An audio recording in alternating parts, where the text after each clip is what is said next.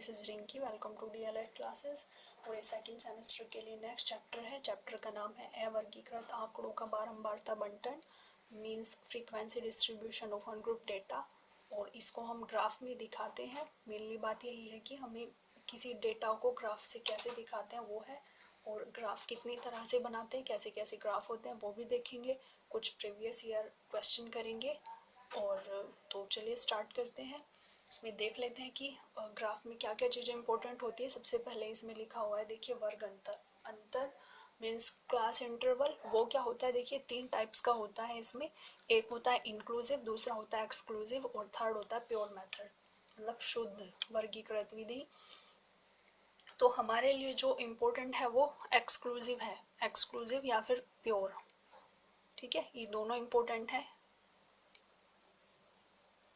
और इंक्लूसिव में क्या होता है वो देखते हैं। एक्सक्लूसिव में क्या होता है, देखिए इसमें जो आपको ये क्लास इंटरवल मिलेगा, जैसे 70 to 80 है, ठीक है, फिर 80 to 90, फिर 90 to 100, ऐसे ही बढ़ता बढ़ता चला जाएगा ऊपर। इसमें देखिए क्या है, 40 to 44 है, फिर 44 ना देखिए, इसमें 45 to 49 है, फिर एक का गैप देखिए, फिर 50 to 54 है। लेकिन हमें जो हम ग्राफ में डेटा दिखाते हैं वो इसके अकॉर्डिंग दिखाते हैं, इसके अकॉर्डिंग भी दिखा सकते हैं। तो इसमें क्या होता है, हमें ये सेम होने चाहिए। ये देखिए ये वाले जो डायगोनल्स वैल्यू है ये सेम होनी चाहिए, तो आपका एक्सक्लूसिव यानी अपवर्जी विधि होगा। और इसी में हम इसी को क्वेश्चंस में यूज करते हैं हम। ठीक है, अगर ये वाली दी भी हुई है तो हम इसको प्योर मेथड में कन्वर्ट करके फिर ये ऐसे ही बन जाती है, तो हम तब क्वेश्चंस को कवर करते हैं। ठीक है, यहाँ तक क्लियर है। तो अब एक बार क्वेश्चन से और अच्छे से समझ आ जाएगा। तो चलिए स्टार्ट करते हैं। फर्स्ट क्वेश्चन है ये एक आपको टेबल दी हुई है, सारणी। ठीक है, तो इसमें आपको आयत चित्र, मतलब स्तंभ आकृति भी बोल सकते हो आप इसको, और हिस्टोग्राम इंग्लिश में बोलते हैं। तो आयत चित्र से ही समझ आ गया होगा, मतलब रेक्टेंगल टाइप शेप बनती है इसमें ऐसे करके। अब देखिए इसमें ये वाला डेटा दिया हुआ है आपको, जिसमें आपके वर्ग दिए हुए हैं ये वाले, यानी क्लास इंटरवल दिए हुए हैं 0 to 10, फिर 10 to 20, 20 to 30, 30 to 40, 40 to 50 और 50 to 60। फिर इसमें फ्रीक्वेंसी यानी बारंबारता दी हुई है। इस वाला जो ये वाला जो क्लास इंटरवल है उसमें 10 है, फिर दूसरे वाले में 25 है, फिर थर्ड वाले में इसमें 35, ऐसे ऐसे डेटा दिया हुआ है। अब इसको ग्राफ में कैसे दिखाना है वो देखते हैं। तो सबसे पहले जब भी हम ग्राफ बनाएंगे तो एक तो हमें एक्स एक्सिस लेना होता है। एक्स एक्सिस हमेशा ये जो ये वाली लाइन होती है ये होता है। ठीक है, कैसे लंबी सी लाइन खींचते हैं सीधी, वो एक्स एक्सिस होता है इसको। ठीक है, फिर एक वर्टिकल लाइन लेते हैं ऐसे खड़ी हुई लाइन, ये वाली देखिए, ये वाई एक्सिस हो गया। लिखा है यहाँ तक क्लियर है। उसके बाद देखिए जहाँ पर ये दोनों मिलती है ना लाइनें, वहाँ पर 0 दिखा देते हैं। यहाँ स्टार्टिंग पॉइंट होता है दोनों का। अब देखिए ये जो नीचे वाला एक्स एक्सिस है ना, उसमें तो हम क्लास इंटरवल लेते हैं ये वाला, और जो वाई एक्सिस है उसमें हम ये फ्रीक्वेंसी या फिर जो भी डेटा दिया हुआ है वो लेते हैं। तो यहाँ पर हमने क्लास इंटरवल लिए देखिए ये, और यहाँ पर हमने ये फ्रीक्वेंसी ली इस वाली साइड में। ठीक है, तो आप कैसे दिखाते हैं, देखिए सबसे पहले ये जो हमारा क्लास इंटरवल है यानी वर्ग अंतराल, हम उसी को लिखते हैं। 0 यहाँ पर हो गया, उसके बाद 10 है, फिर 10 to 20 है, 10 एक बार आ गया, अब दोबारा नहीं लिखेंगे, फिर 20 लिखेंगे, फिर 20 to 30 है, 20 आ गया, फिर 30, फिर 40, फिर 50, फिर 60, ऐसे लिखना होता है। यहाँ तक क्लियर है। अब आगे भी 70, 80 जहाँ तक आपका पेज में आते हैं, यानी मन करे आप लिख सकते हो आगे, कोई प्रॉब्लम नहीं है उसमें। अब उसके बाद देखिए ये फ्रीक्वेंसी ये कैसे लिखते हैं हम, देखिए 10 है, 25 है, 35 है, 40 है, 30 है, 20 है। अगर सारी वैल्यूज 0 0 वाली होती, जैसे ये 10 है, फिर 40 है, फिर 30 है, फिर 20, तो हम 10 10 के गैप से नंबर ले लेते। ठीक है, लेकिन अब हमारे पास 5 वाली भी वैल्यू है, जैसे 25 है और 35 है, तो हम क्या करते हैं 5 5 के गैप से नंबर ले लेते हैं। ठीक है, और जो हाईएस्ट है वो 40 है, तो बहुत ज़्यादा लंबा भी नहीं होगा ये, तो हम 5 के गैप से नंबर लिए हमने, वही 5, 10, 15, 20, 25, 30, 35, 40, 45। आप चाहो तो 10 10 के गैप से भी ले सकते हो, प्रॉब्लम कोई नहीं है। ठीक है, लेकिन जो यहाँ पर ये जो आप वर्ग अंतराल यानी क्लास इंटरवल दिखाते हो वो इसी के बेस पे लेना होता है, जो ये है। यहाँ तक क्लियर है। आप देखिए ग्राफ कैसे बनाते हैं, देखिए 0 to 10 हमें 10 दिखाना है, तो देखिए 0 to 10 ये है ना, और हमें कितना दिखाना है 10। अब देखिए सबसे पहले ये जो क्लास इंटरवल है यानी वर्ग अंतराल, वो एक्स एक्सिस पे होता है इस वाले पे, तो 0 to 10 हमारा ये हो गया। और एक और बात ध्यान रखनी, ये जो आप ये लेते हो ना 0 to 10, फिर 20, 30, 40, 50, इनके बीच में जो गैप है ये सेम होना चाहिए। आप अगर स्केल से बनाओगे तो ज़्यादा बेटर, आप 1-1 सेंटीमीटर के गैप पे लेना है ये, ठीक है। वैसे इनको भी 1-1 सेंटीमीटर के गैप पे ले लेना। यहाँ तक क्लियर है। अब देखिए 0 to 10 हमें 10 दिखाना है, तो देखिए 0 to 10 ये है और हमें इसको कहाँ तक ले जाना है 10 तक। तो देखिए यहाँ पर है 10 और हमने ये बनाया भी हुआ ऐसे करके, ऐसे बनाया, ठीक है। फिर उसके बाद दूसरा देखिए 10 to 20, 10 यहाँ से स्टार्ट होता है और 20 ये रहा यहाँ पर, ये कहाँ तक जा रहा है 25 तक। तो हम इन दोनों लाइनों को 25 तक ले जाते हैं। देखिए ये रहा 25 यहाँ पर, तो हमें यहीं तक लेके जानी है बस, ये क्लियर है। उसके बाद 35, 20 to 30 है 35। अब देखिए 20 to 30 कहाँ पर जा रहा है 35 पर, तो ये रहा यहाँ पर 35 और इसको हम यहीं तक लेके जाएंगे, ठीक। फिर उसके बाद 30 to 40, 40 पे जा रहा है, 30 ये रहा, 40 ये रहा, 30 to 40 जा रहा है 40 तक, ये रहा देखिए 40, तो हम यहीं तक लेके गए बस इसको। उसके बाद 40 to 50, ये रहा 40 to 50, ये जा रहा है 30 तक, तो देखिए ये रहा 30 तक, यहाँ तक लेके गए, ठीक है। फिर उसके बाद 50 to 60 जा रहा है 20 तक। आप चाहो तो यहाँ पे लिख सकते हो, देखिए ये वाला 20 था तो आपने यहाँ पे 20 लिखा, ये वाला कितना था 30, ऐसे लिख सकते हो आप। ये 40 हो गया, ये वाला 35, ऐसे ही इसको ये 25 और ये वाला आपका 10 हो गया सिंपली।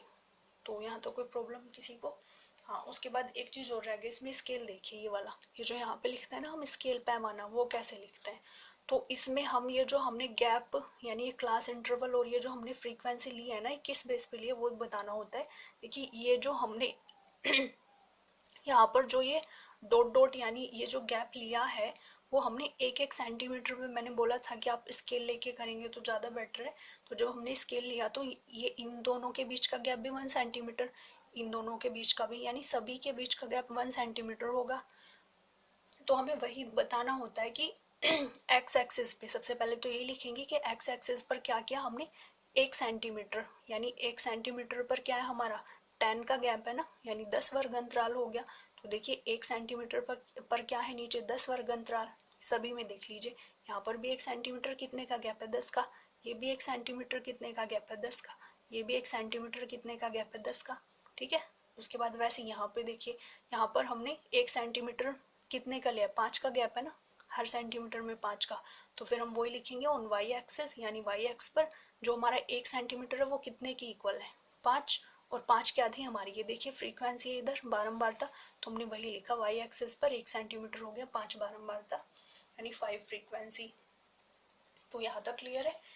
ये क्वेश्चन इतना ही था, बस ये क्वेश्चन देगा आपको और ये हमारा ग्राफ हो गया, ठीक है। अब आगे चलते हैं। ये था आपका हिस्टोग्राम यानी स्तंभ आकृति, आयत चित्र, ये दोनों तीनों बोलते हैं इंग्लिश में और ये हिंदी में दोनों, ठीक है। तो इसमें कंफ्यूज नहीं होना है। आगे चलते हैं क्वेश्चन नंबर 2 पर। इसमें क्या है कि इसमें हमें फ्रीक्वेंसी पॉलीगन बनाना है। वो कैसे बनाते हैं देखिए।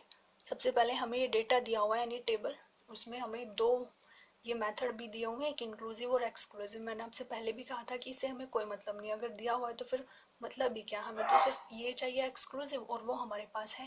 देखिए 90, 90, 80, 80, 70, 70, 60, 60, यानी ये जो डायगोनल वैल्यू है ये सेम होनी चाहिए। उसमें फिर फ्रीक्वेंसी दी हुई है, ठीक है, और हमें वही फ्रीक्वेंसी पॉलीगन बनाना है। तो ये हमें फ्रीक्वेंसी दी हुई है, हमने वो भी लिखी आवृत्ति, ये क्वेश्चन में दिया हुआ है सारा टोटल। उसके बाद हम जो ग्राफ बनाते हैं वो देखिए कैसे बनाएंगे। वही सबसे पहले हमें क्लास इंटरवल यानी ये जो वर्ग अंतराल है वो नीचे लेना होता है, ये 10, 20, 30, 40, 50, और वो स्केल पे दिखा देंगे कि एक्स एक्सिस पे क्या लिया है हमने, 1 सेंटीमीटर में क्या है 10 वर्ग अंतराल, तो हम वही लिखेंगे 1 सेंटीमीटर, ठीक है। ये हो गया 10 क्लास इंटरवल यानी 10 वर्ग अंतराल के इक्वल। फिर उसके बाद वाई एक्सिस पे देखिए क्या लिया है हमने, वही 1 सेंटीमीटर पे डॉट लगाया ना सारे, तो 1 सेंटीमीटर कितने के इक्वल हो जाएगा 2 फ्रीक्वेंसी के, मतलब 1 centimetre is equal to 1 centimetre, ये इक्वल टू में हो गया 2 बारंबार था यानी 2 फ्रीक्वेंसी। तो स्केल क्लियर है। उसके बाद देखिए फ्रीक्वेंसी पॉलीगन, वही और नीचे से स्टार्ट करते हैं 10 to 20, 10 to 20 में 2, देखिए ये 10 to 20, तो इसमें इसके बीच में आप कहीं पे भी दिखा सकते हो, थोड़ा स्टार्टिंग सी में ही दिखाते हैं हम। तो हमें 10 to 20 के बीच 2 पे लेके जाना है इसको, है ना, ये y एक्सिस पे 2 तक लेके जाना है। तो 10 to 20 हम मान लीजिए यहाँ से चलते हैं तो हमें ये 2 है ना, तो देखिए 2 ये आ गया यहाँ पर, तो यहाँ पर हम एक ऐसे डॉट कर देंगे। उसके बाद नेक्स्ट है हमारा 20 to 30, 20 to 30 कहाँ तक जा रहा है, ये जा रहा है 4 तक, तो देखिए ये रहा 4, तो हम यहाँ पे लाके ये एक डॉट लगा दी हमने वैसे ही। फिर वैसे ही 30 to 40 कहाँ तक जा रहा है हमारा, 30 to 40 जा रहा है हमारा, देखिए ये, और इधर कितना है ये वाला, ये 9 तक है ना, तो देखिए ये 8 है ना, फिर उसके बाद 9 कहाँ आएगा बीच में, फिर उसके बाद 10 है, तो ये देखिए आ रहा है ना यहीं पे। तो वैसे ही हम इसको 40 to 50 को देखिए, ये जा रहा है आपका 13 पे, तो ऐसे ही 40 to 50 गए और इसको 13 तक लेके जाएंगे, बस ये डॉट लगाया। फिर वैसे ही 50 to 60 कहाँ तक जा रहा है, 16 तक, तो हम भी 50 to 60 गए, 16 तक डॉट लगाया, ठीक है। उसके बाद फिर नेक्स्ट डॉट 14 पे, यानी इन दोनों का डॉट 14 पे। फिर 70 80 का डॉट कहाँ पर लगेगा, 12 पर, ये 12 पर लगाया। और ऐसे ही हमने 8 का और 4 का, ठीक है, जो जिसका डॉट था हमने लगा दिया। उसके बाद क्योंकि इसने देखिए पहले पॉलीगन मतलब बहुभुज, एक ऐसा डायग्राम बनाना आपको जिसमें बहुत सारी साइड हो, है ना, तो फ्रीक्वेंसी पॉलीगन उसी को तो बोलते हैं पॉलीगन, यानी जिसमें बहुत सारी साइड हो। तो देखिए अब ये जो डॉट है हमें सिंपली इन्हें मिलाना होता है, तो हम यहाँ से स्टार्ट करते हैं, इसको आप यहाँ से मिला दीजिए, कोई प्रॉब्लम नहीं है, क्योंकि सीधी करनी होती है हमें, बस यहाँ से स्टार्ट किया, फिर उसके बाद इससे इस डॉट को मिलाया, फिर इससे इस डॉट को मिलाया, फिर इससे इस डॉट को मिलाया, फिर ऐसे ऐसे ऐसे, ठीक है, मिलाते मिलाते मिलाते मिलाते ये यहाँ पर एंड हो गया, इसको सीधा कर दिया ऐसे ही, तो यहाँ तक आ गया, तो ये आपका फ्रीक्वेंसी पॉलीगन हो गया, ठीक है, यहाँ तक क्लियर है। चलिए एक और क्वेश्चन देख लेते हैं। हाँ जी, इसमें है हमारा कम्युलेटिव फ्रीक्वेंसी ग्राफ। वहां पर तो हमारा सिर्फ फ्रीक्वेंसी पॉलीगन था, पॉलीगन तो मतलब फ्रीक्वेंसी तो यहाँ पर भी है, लेकिन इस बार हमें सिर्फ रेखा चित्र बनाना है। देखिए पहले का इसने रेखा चित्र, मतलब एक लाइन ड्रॉ करनी है, एक कर्व जैसा। तो चलिए देखते हैं कैसा होता है रेखा चित्र। और इसने पहले ही कहा है कि कम्युलेटिव फ्रीक्वेंसी मतलब संचयी बारंबारता होनी चाहिए, आपको उसका रेखा चित्र बनाना है। वहां पर पॉलीगन था इसलिए हमने सारे डॉट को मिला मिला के ऐसे एक पॉलीगन की तरह बन गया, वो यहाँ पर रेखा चित्र है। तो हम देखिए कैसे बनाते हैं, वही क्लास इंटरवल दिया है और हमें फ्रीक्वेंसी दी है, ये देगा नहीं हमें, ठीक है, ये क्योंकि इसने ये हमें निकालना पड़ेगा खुद से। अब देखिए निकालते कैसे हैं, संचयी कम्युलेटिव फ्रीक्वेंसी यानी संचयी बारंबारता, बारंबारता को ही आवृत्ति बोलते हैं। तो ये दोनों डेटा हमें दिए हुए हैं, हमें थर्ड अपने आप से निकालना। देखिए कैसे निकालते हैं, ये सबसे छोटा नंबर हम यहाँ से, क्योंकि देखिए इसमें जो आपका क्लास इंटरवल है वो नीचे से स्टार्ट है ना, 10 20 25 25 30, अगर ये ऊपर होता तो हम ऊपर से स्टार्टिंग करते। अब देखिए हम यहाँ से स्टार्ट करते हैं इसको, हम सबसे पहले जो भी वैल्यू फर्स्ट उसको लिखा, ये 1 यहाँ तक क्लियर है। उसके बाद क्या करते हैं, ये जो 1 है उसमें उससे नेक्स्ट वाली ऐड करते हैं, तो 1 में 6 किया 7, अब ये जो 7 आया उसमें फिर ये वाली ऐड कर देंगे, 7 + 2 19, फिर जो इसका आंसर आता है उसमें इसको ऐड कर देंगे, फिर इसको ऐड करने के बाद जो आंसर आएगा उसमें इसको ऐड कर देते हैं, फिर इसको ऐड करने के बाद जो आंसर आया उसमें इसको ऐड करते हैं, फिर जो इनका आंसर आएगा उसमें इसको ऐड करते हैं, फिर जो इनका आंसर आता है उसमें इसको ऐड करते हैं, और फिर जो इनका आंसर आता है उसमें इसको ऐड करते हैं। ऐसे ऐड करते करते ऊपर चले जाते हैं। तो देखिए पहले 1 था, 1 में 6 को ऐड किया 7, फिर 7 में 12 को ऐड किया 19, 19 में 16 को ऐड किया 35, 35 में 19 को ऐड किया 34 नहीं 54, और 54 में 12 को ऐड किया 66, 66 में 8 को ऐड किया 74, 74 में 6 को ऐड किया 80, 80 में 2 को ऐड किया 82। यहाँ तक क्लियर है। तो हमारी जो कम्युलेटिव फ्रीक्वेंसी थी यानी जो संचयी बारंबारता है, संचयी आवृत्ति, वो हमारी 82 आ गई। यहाँ तक क्लियर है। अब देखिए आगे क्या करना है हमें।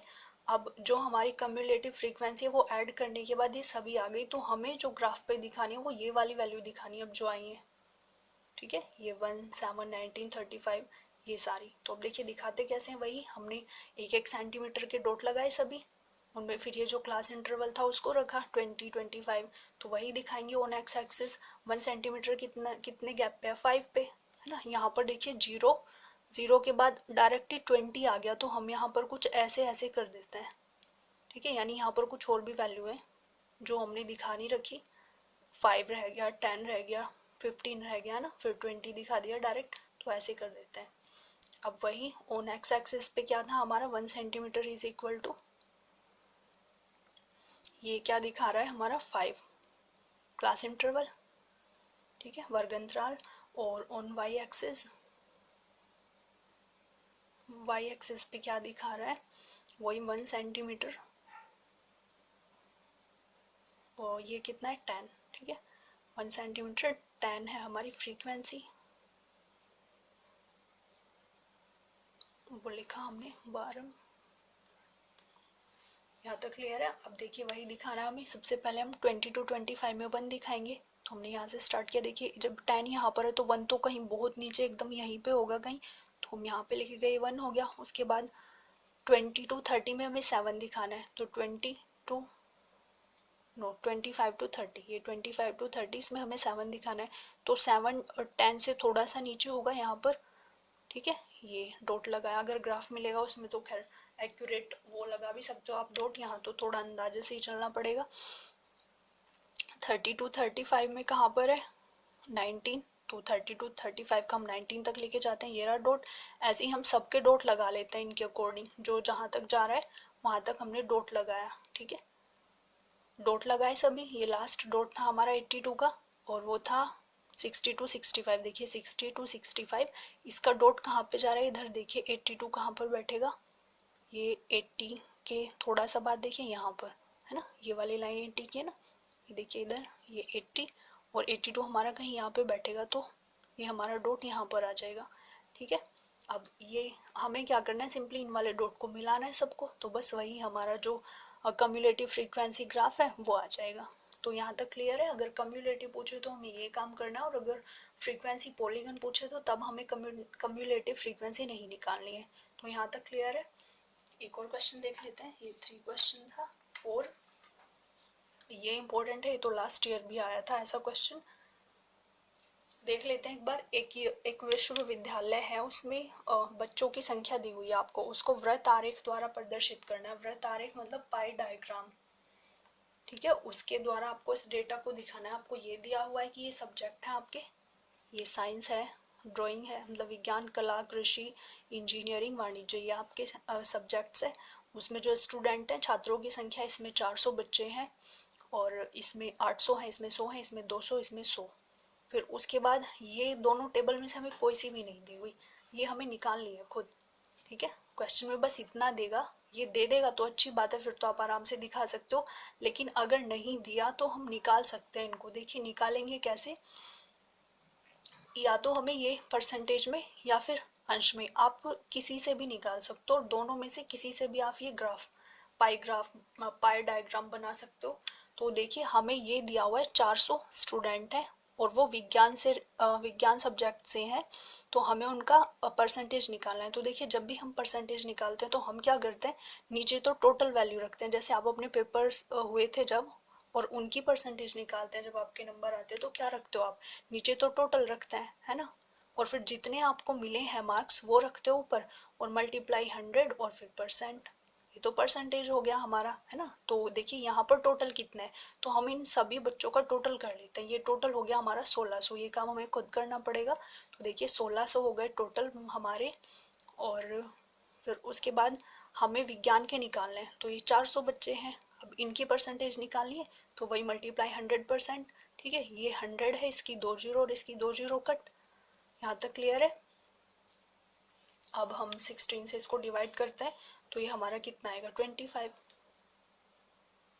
ठीक है, 25 आ गया, और ये परसेंट था वो लगाया, तो देखिए आ गया ना 25%। तो वैसे ही हम सबकी परसेंट निकालेंगे, इसको भी क्या लिखेंगे 800 डिवाइड बाई 16, फिर मल्टीप्लाई 100%, कट करेंगे तो हमारा यही 20% 50% आ जाएगा।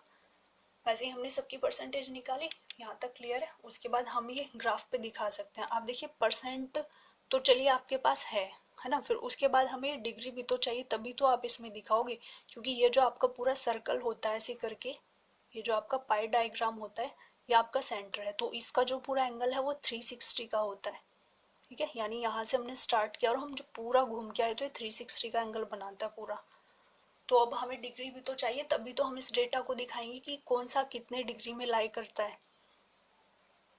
तो हमें डिग्री भी निकालनी पड़ेगी। तो उसके लिए एक सिंपल सा आप देख लीजिए कैसे निकालोगे। अगर आपको परसेंट दिया हुआ है और आपको डिग्री बतानी है तो आप सिंपली मल्टीप्लाई कर देंगे 18/5 से। यहाँ तक क्लियर है? अब देखिए जैसे हमें ये परसेंट मिल गया 25%, इसको हमें उसमें डिग्री में कन्वर्ट करना है। तो हम क्या करेंगे, ये परसेंट हो गया, इसको डिग्री में कन्वर्ट करने के लिए हम 18/5 से मल्टीप्लाई की हमने।